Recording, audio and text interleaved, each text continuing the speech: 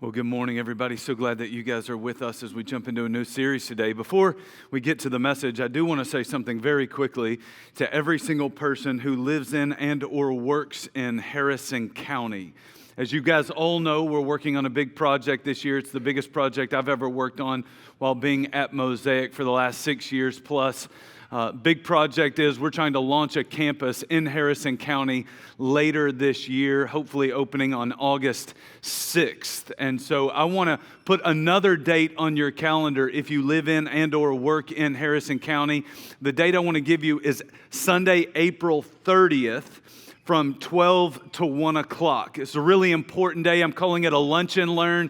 It's just a 1-hour luncheon where I want to meet with the people, again, who live in and work in Harrison County. And I just want to talk to you for less than 1 hour about why this campus is so important to me. I want to talk to you about why this campus is so important for you. I want to talk to you about why this campus is so important for your children.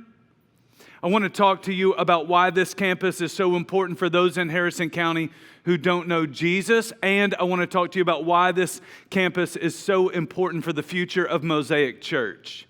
And so again, I've got food covered. I've got childcare covered. All I need is 1 hour out of your life. If you don't do it for any other reason, do it for me, okay? Just do me a solid, do me a favor, show up, give me 1 hour of your life so that I can cast a vision and just help you understand why this project is so important on so many levels. You do need to register so that we have enough food and enough childcare workers. And so if you could do that and then be here, it's 2 weeks from today, Sunday, April 30th, 12 to 1. I promise you, I will have you out the door by 1 o'clock.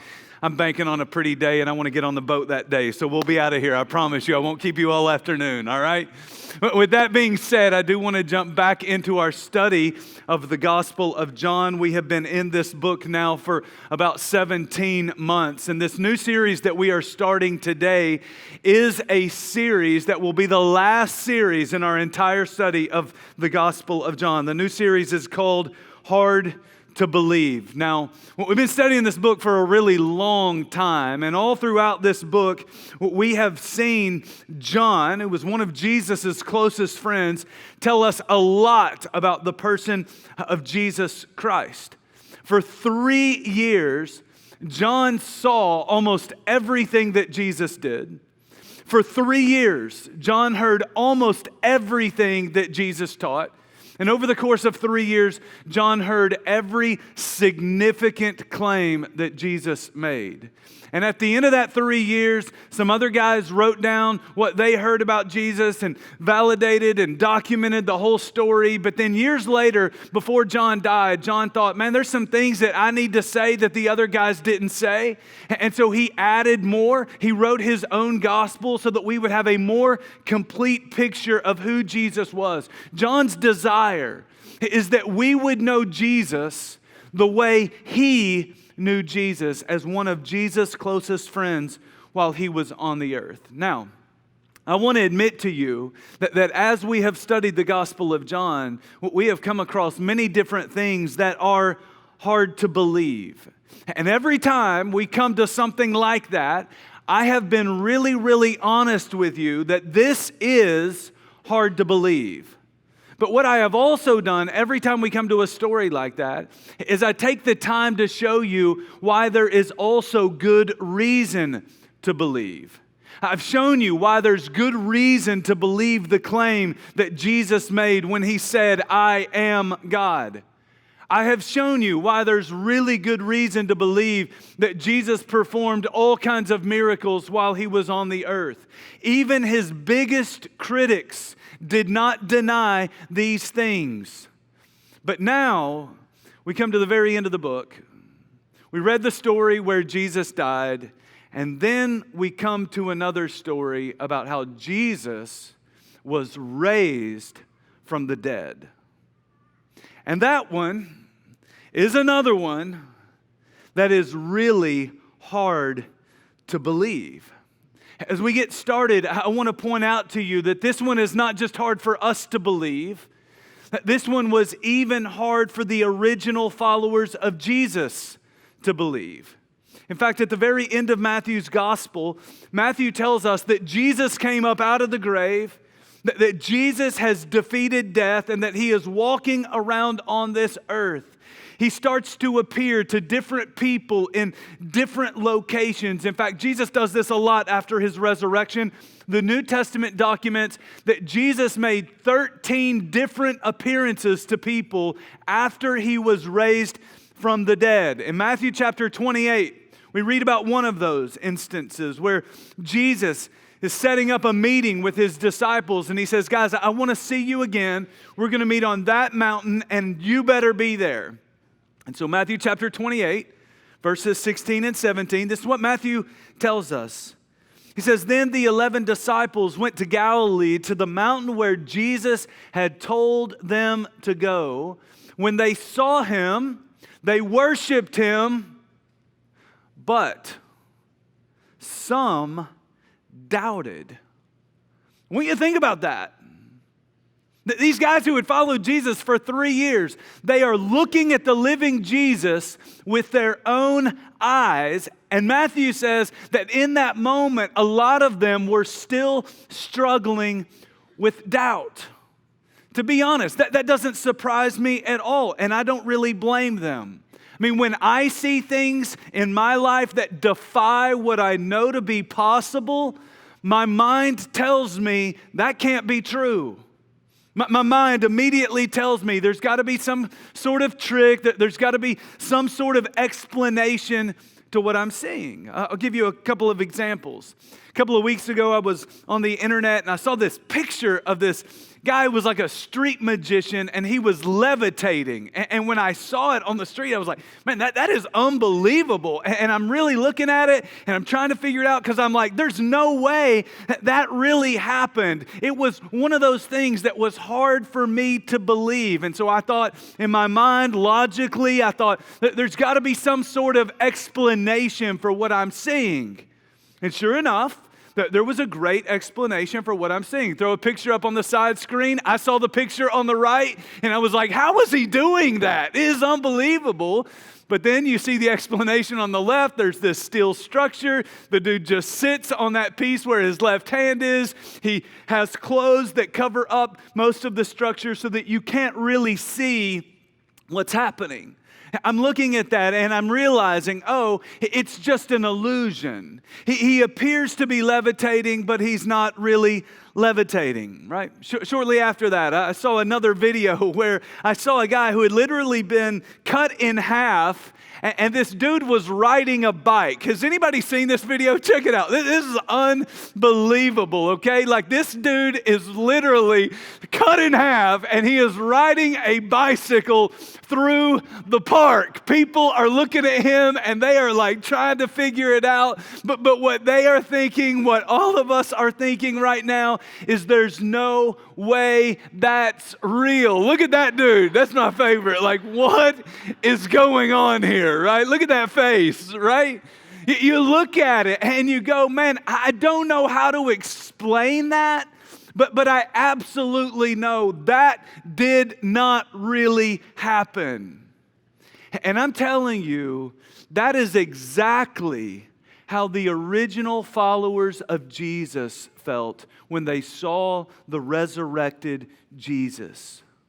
They're standing there and they're looking at the living Jesus, but in their minds, all they can think about is the fact that they also saw dead Jesus. That they saw Jesus nailed to a cross. That they saw Jesus give up his spirit. They saw his body go limp. They saw a soldier take a spear and thrust it into his side just to verify that he really was dead.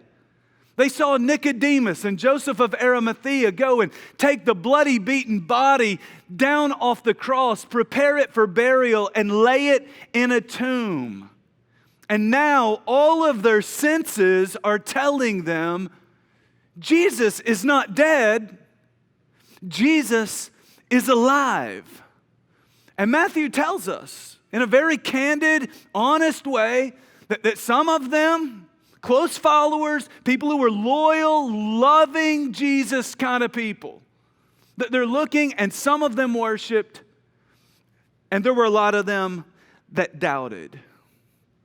I want to tell you something today that most pastors will not tell you, but it's true. We all have doubts. When you see something that's hard to explain, you have doubts. When we have questions from this book that are difficult to answer, we have doubts. When we see suffering in our world that seems very unfair, we have doubts. When we read something in that book that defies what we know to be possible, a lot of times we have doubts. We all have doubts, but some of us have spent a lot of time really thinking about those doubts, and what we've concluded is that while it may be hard to believe, there is still a lot of good reason to believe. In fact, what we have discovered over the course of many years of following Jesus and studying the Scriptures and wrestling with questions and doubts is that the reason to believe far outweighs the things that are hard to believe. And so today, I want you to know that if you're coming in here and you've got some doubts, hear me say this. There's nothing wrong with doubts. You're going to see it in the story that we're going to read today. Some of you parents need to know that when your kids have questions, when they start to express that they have some doubts, you don't need to freak out in those moments because there's nothing wrong with doubt. Oswald Chambers once wrote something that made me totally rethink the way I thought about doubt. He said this, he said, doubt is not always a sign that man is wrong. It may be a sign that he is thinking. That's not a bad thing. That's a great thing. That's an indicator that someone is going, what do I really believe? That they're wrestling with questions, they're wrestling with doubt, and they're searching for the truth. We need to acknowledge that there are some things in this book that, yes, they're hard to believe. And Jesus does not ask his people to just take a leap of faith. Jesus doesn't require his people to walk through all of life with this blind faith where you're told to believe even though it's hard to believe. No, Jesus calls his people to think about their faith so that they might have a stronger faith. In a series on doubt, Pastor Craig Rochelle once said, your doubts handled properly, that's key, properly. Your doubts handled properly can actually be a catalyst to a stronger faith. Your doubts don't have to take you away from God. Your doubts can actually draw you closer to God. That's true wherever you are in your faith journey. If you are not a follower of Jesus, your doubts can bring you to faith. But if you are a follower of Jesus, your doubts can deepen your faith as long as you handle those doubts properly. When I was in my mid to late 20s, I worked on a college campus and spent a lot of time with young college students. These students would be sitting in a college classroom and they would hear a professor say something that would cause them to question their faith. A professor may tell them that there are all kinds of contradictions in the Bible. A professor may throw shade at God when they see bad things happening to good people. But what I noticed is that when these students would come and talk through their questions, those questions never weakened their faith. Those questions actually served to strengthen their faith. I promise you this, when you have questions, one of two things is going to happen. You're either going to handle it properly or you're not going to handle it properly. If you have questions and you don't seek answers, then I promise you, your doubts are going to grow one question at a time. But if you have questions and you do seek answers to those questions, then I promise you this, your faith is going to grow one question at a time. Either way, by the end of your life, you are going to either be living with a mountain of doubt or you are going to be living with a mountain of faith. There's nothing wrong with doubt as long as you ask those questions and you deal with your doubt in a proper way and your mind is open to reasonable answers. It's exactly what happened in Lee Strobel's life. Lee Strobel was a staunch atheist.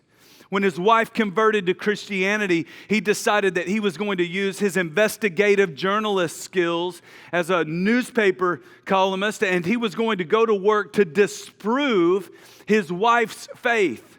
He set out to disprove her faith, but in the process of wrestling with his doubts and asking critical questions, he didn't disprove her faith. He actually converted to her faith. Again, there is nothing wrong with doubt as long as you deal with your doubts in a proper way.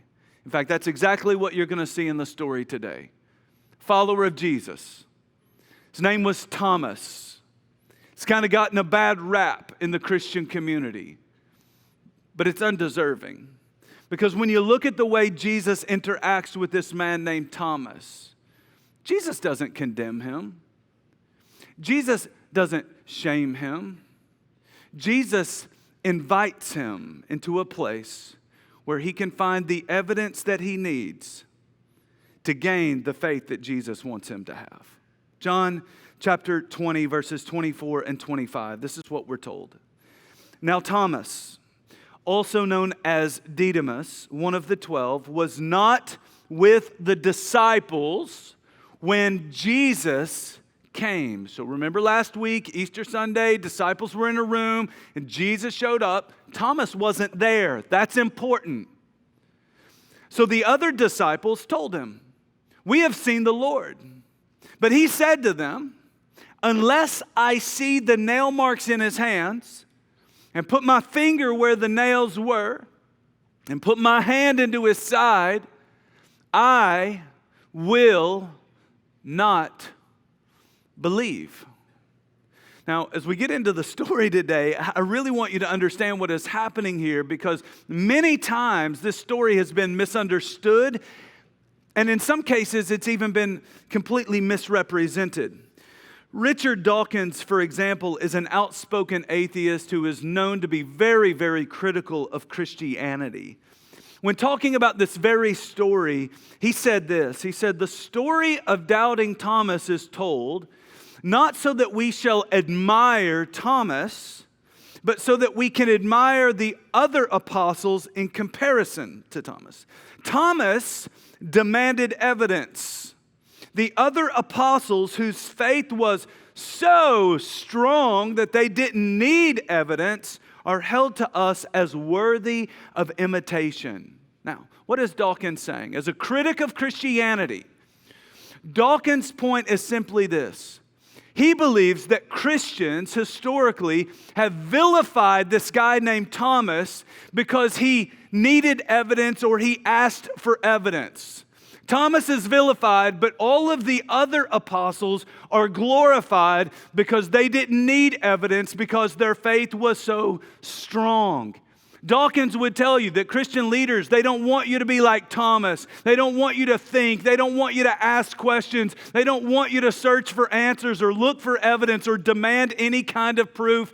Instead, Christian leaders want you to be like all the other apostles who are gullible enough to believe whatever they are told.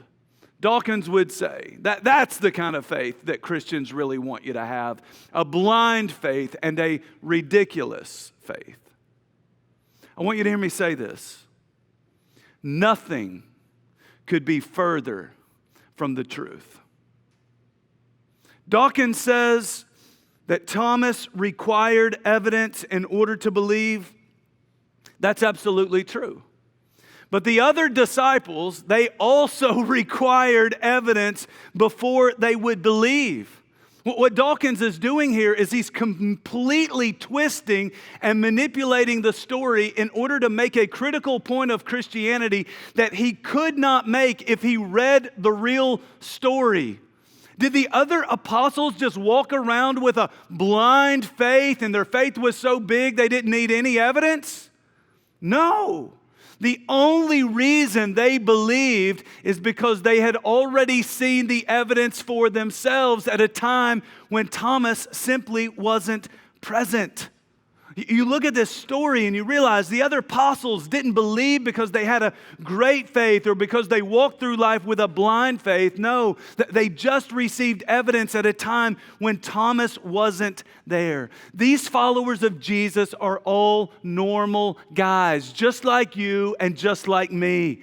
When someone asks them to believe something that is hard to believe, when someone asks them to believe something that defies what they know to be possible, Thomas said, and I quote, "I will not believe." It was hard for him to believe, and it was hard for all of the other apostles to believe. You see it in the story that Matthew recorded back in Matthew 28, verses 16 and 17 that I read to you earlier. That these guys aren't gullible. These guys aren't taking a leap of faith or walking by blind faith or somehow controlling things and telling a version of the story so that they can perpetuate a hoax. Thomas struggled to believe. Now, I want to point out to you that if Thomas could have believed anyone, he could have believed these guys. These guys were his closest friends. He'd spent the previous 3 years of his life traveling around with them, listening to everything that Jesus taught and watching everything that Jesus did. But even then, Thomas said, "I will not believe unless I have convincing proof." And then he lays out exactly the kind of evidence that he needs in order to believe in something like the resurrection. He said, "I cannot believe unless I see the nail marks in his hands. I cannot believe unless I can put my finger where the nails were. I will not believe unless I can put my hand into his side." You know what Thomas is basically saying to his friends? That he probably thinks they're trying to pull a fast one on him. Saying, don't bring some doppelganger up in here because I'm not going to fall for a look-alike. I will not believe.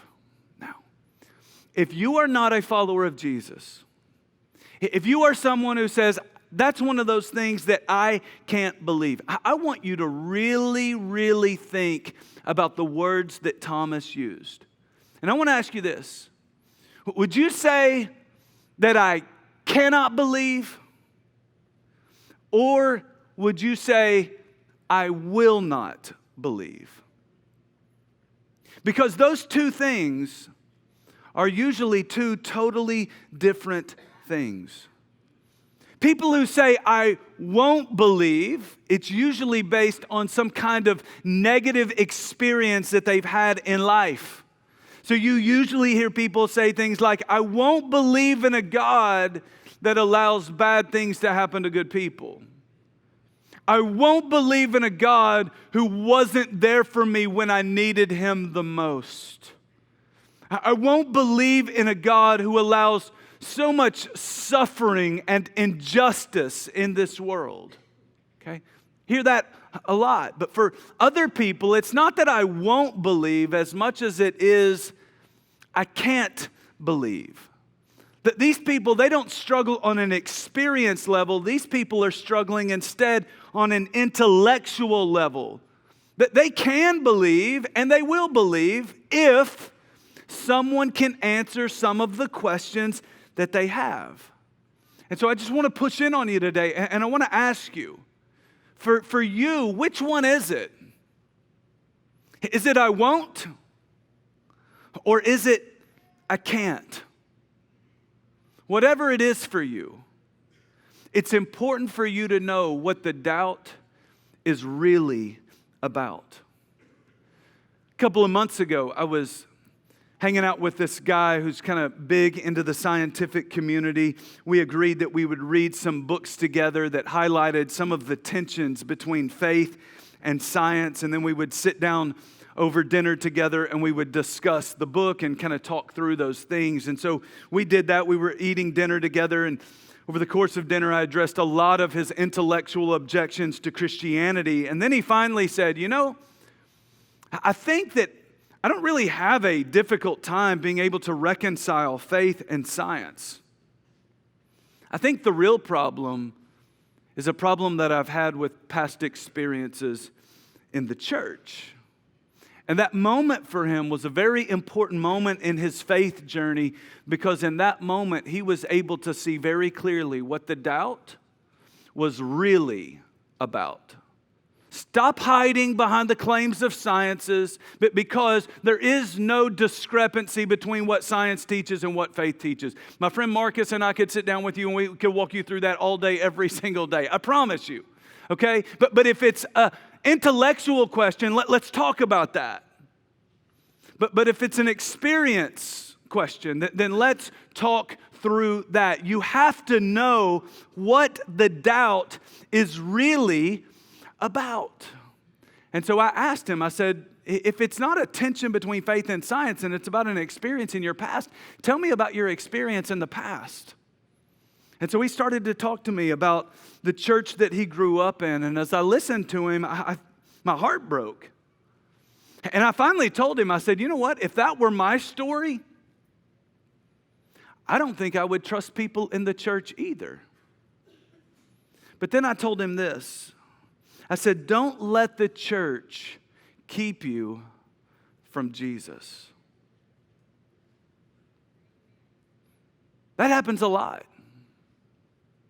The church doesn't really represent who Jesus really is. And the church is keeping people from Jesus. And so I assured him, not every church is like that church. Don't let the church or that church keep you from Jesus. We have doubts. All of us have doubts.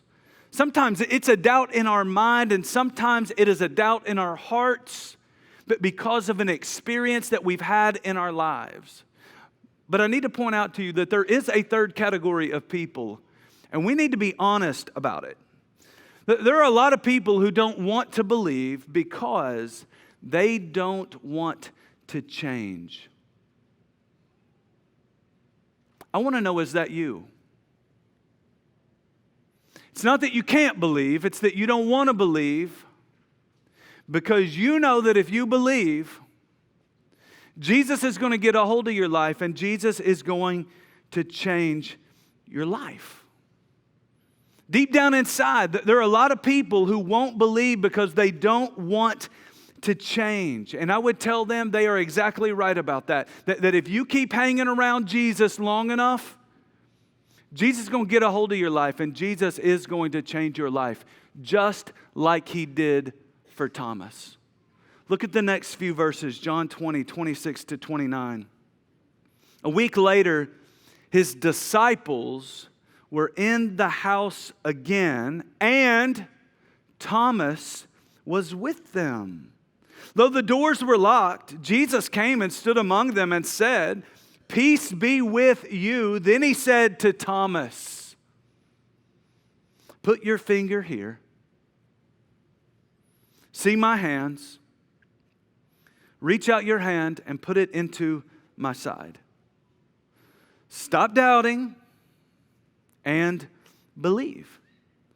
Thomas said to him, "My Lord and my God." Then Jesus told him, "Because you have seen me, you have believed. But blessed are those who have not seen and yet have believed." Now, this is what I love about Thomas. Just because he's struggling to believe doesn't mean that he stops hanging around. According to verse 26, it's a whole week later. The disciples have gathered together in the same house again, and Thomas is with them. Thomas didn't say, "I will not believe, therefore I will not come." No, he is still doubting, but give him credit because he is also still coming. And by being present, by being in that room, by being with those people, he is giving the living Jesus an opportunity to show up in his life, to change his mind and or to change his heart. As I look around the room, I think, man, maybe that's the story that some of you bring in today. Maybe some of you don't normally go to church, but you showed up last week because it was Easter Sunday and family was coming or friends were coming or someone invited you to come or you just felt like that was the American thing to do on Easter, so you came to church. And you normally don't go to church, but you heard about this new series called Hard to Believe. And maybe you thought to yourself, I don't really do church, but I'll give it a shot. Let's see what they got. And a week later, what did the text say? The disciples were in the house again, and Thomas was with them. The disciples of Mosaic are in the house again, and we're all following Jesus and trying to learn about Jesus. And you are here just like Thomas was there. I want to applaud that because by being present, you are putting yourself in a position where the living Jesus can show up in your life, where he can change your heart or where he could change your mind. See, this is why I'm so proud of so many of our students for coming, right? So some of you students, you come and your parents believe, but you don't really believe. You feel maybe a little bit like Thomas. Everybody around you is all in, following Jesus, believing in the resurrection, but you've got real questions and you've got real doubts. I would say to you students, that's okay. Just keep coming. Keep coming, keep searching, keep being open, because by simply being present, you are putting yourself in a position where the living Jesus can show up in your life, where he can change your heart or he can change your mind, just like he did for this guy named Thomas. When Jesus shows up, Jesus doesn't scold Thomas for his lack of faith. Instead, Jesus gives him everything he needs in order to build his faith. Please pay very careful attention to the story. No one condemns or shames Thomas for his lack of faith. Please be very careful in reading this story. No one is vilifying Thomas because he was struggling to believe. It's the exact opposite. They're welcoming him into the home. They're celebrating that he's there. Jesus shows up, and Jesus is going to give him everything he needs in order to believe. Jesus shows up and he says, Thomas, come here. Did Jesus know that Thomas had said, I will not believe unless I can see the nail marks in his hands, and unless I can put my finger where the nail holes were, unless I can put my hand into his side where the spear was thrust up in there to verify his death, I will not believe. Jesus knew it all. And so Jesus looks at him and Jesus says, Thomas, come here. I want to show you something. And he pulls out his hand and he says, go ahead. Put your finger there. Look at the holes where the nails were. Come here, man. Put your hand up into my side. I want to give you everything you need in order to help you believe. And this is another one of the many reasons why I love Jesus. Jesus isn't deterred by our doubt. Jesus doesn't ask us to take a leap of faith. Jesus doesn't ask us to walk through life by blind faith. And I want you to know this. Mosaic will never ask you to do those things either. In fact, here at Mosaic, we have an email account that is set up and we flash it on the side screens. And every series that we do, it's simply questions@mosaicgc.com. And the reason that we have that email address is because we know that people have real doubts. We know that people have real questions. But in order to have a real breakthrough in their faith, that they need a safe place where they can ask the questions that are holding them back. That email address is a safe place for you to say, I don't think I understand that. And to be completely honest with you, I'm not even sure I believe that. But we want to be that kind of church We want to be a church that creates the kind of environment where you can keep coming, you can keep hanging around, you can keep asking your questions, because we believe that if you do those things, then Jesus will do for you exactly what he did for Thomas. He will give you everything you need in order to help you believe. Now, I need you to notice, if you're a doubter, a skeptic, if you're a critic of Christianity, you're not really sure where you are on all of this, Jesus did not just give Thomas convincing evidence. Jesus also gave Thomas a couple of commands. Jesus said to Thomas, he said, Thomas, stop doubting and believe. Now, I want to point out, he didn't require that of Thomas until he had given him all of the evidence that he needed. But once he gave him enough evidence, he called him out. He said, it's time for you to stop doubting and to start believing. Stop playing devil's advocate. Stop trying to play stump the chump. Stop playing 20 questions. You've got more than enough evidence to believe. And so I'm calling you now, Thomas, to cut it out. Stop doubting and believe. For Jesus, he's probably saying the same thing to some of you. Not just Thomas. Some of you, this is new. You've got lots of questions. You've got lots of doubts. You're not sure what you believe. And so Jesus is going to be patient with you. You keep coming. You keep asking questions. But for some of you, you have all you need to believe. For some of you, he has not answered every question that you have, but he has answered enough of the questions that you have that the evidence far outweighs the things that are hard for you to believe. And so Jesus is calling you today. Stop doubting. Stop being the critic. Stop playing 20 questions and start believing. When Thomas heard those commands on the heels of the convincing evidence, Thomas immediately said to Jesus, "You are my Lord and my God." That is Thomas's way of saying, I do believe, and I am willing to do anything that you tell me to do in my life. You see, Thomas understood that if a man can predict his death, his burial, and his subsequent resurrection, then he has the right and the authority to tell us whatever he wants to tell us to do with our lives. And so Thomas is expressing to Jesus that I do believe and I understand that it has ramifications for my life. And I want to make it clear, Jesus, I am all in and I am following you no matter what. I want you to know Jesus doesn't just want Thomas to believe like that. Jesus wants you to believe like that.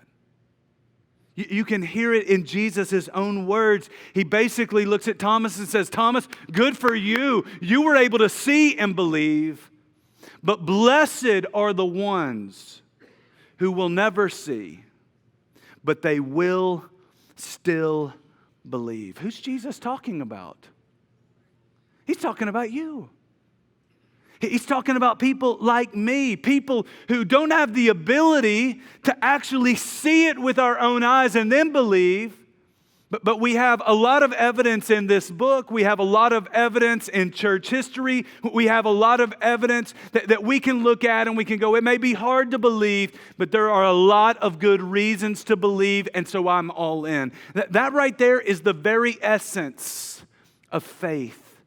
Hebrews chapter 11, verse 1 simply says, now faith is confidence in what we hope for and assurance about what we do not see. Those guys, they were able to see it and therefore they believed it. That's not faith. Faith is being able to say, I did not see it, but I still chose to believe it. For some of you, you're there and you need to go all in. For others of you, you're not there yet. If that's you, that's okay. Keep hanging around, keep coming, keep asking your questions. And if you do that with a genuine heart, then I absolutely believe that Jesus will do for you exactly what he did for Thomas. He'll take something that's hard to believe and he'll give you everything that you need in order to believe. Will you pray with me? As we bow our heads in prayer today, there's 3 groups of people that I want to talk to and that I want to pray with and for. First group is for those who are ready to believe. You've been coming. You grew up in a Christian home. You've been listening to messages. Jesus has given you all the evidence that you need to believe. Then this is your moment, like Thomas had his moment. I want you to confess, Jesus, you are my Lord and my God. I do believe, and I'm ready to do whatever you want me to do with my life. I trust that you have forgiven my sins and that you came to be the leader of my life, and I'm ready to follow. If that's you, I want you to let us know that that's a decision that you've made to be a follower of Jesus. You're setting aside your doubt. You're starting to believe. You can use the Connect card that's in that seat pocket in front of you. Give us your name and a little bit of contact information, and then check a box there that says, today I put my faith in Jesus. We would love to talk to you about going public with your faith via baptism here at Mosaic. Second group of people, you may not be ready to believe. God, my prayer for them is that they keep coming and that they start asking their questions. God, I pray that they would not be apathetic, but that they would be proactive, that they would really search to know what is true about this man named Jesus. If that's you and you need to speak with someone, man, we have the questions at Mosaic GC email. There's a box that you can check on the Connect card that says, I want more information about Jesus. We're eager to talk to you about Jesus. That's why we're here. If you fill out a Connect card today, take that Connect card, drop it in the black boxes as you make your way out of the auditorium, or drop it off at the Connect desk as you make your way out in just a moment. Finally, God, I want to pray for parents who may be scared to death because their kids have questions or their kids have some kind of doubt.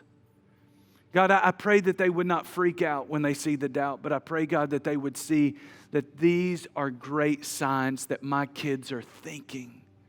And I pray, God, that those parents would capitalize on those moments as teachable opportunities to grow and to strengthen their child's faith. God, give them wisdom, help them to search the scriptures together, help them to know that we are in their corner so that their kids' faith may grow to be incredibly strong. I pray it all in Christ's name. Amen.